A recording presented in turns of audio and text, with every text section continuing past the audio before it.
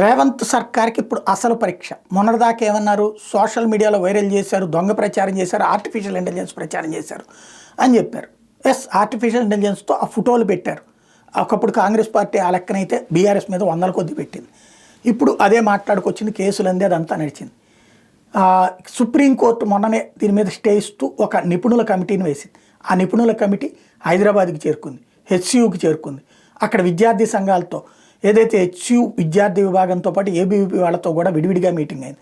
ఆ సందర్భంగా ఆ విద్యార్థులు గతంలో ఆ అడవి ప్రాంతం ఎట్లా ఉండేది, అదే సందర్భంలో ఇప్పుడు ఎలా ఉంది, అదే సందర్భంలో అక్కడ జింకలు 3 జింకలు చనిపోయినాయి ఈ తొక్కిసలాటలో అన్నట్టు విషయం తేల్చి చెప్పారు. అట్లాగే అక్కడ బుల్డోజర్లతో, ప్రొక్లైనర్లతో 100ల కొద్ది చెట్లను నరికేశారు అన్నటువంటిది చెప్పుకొచ్చారు.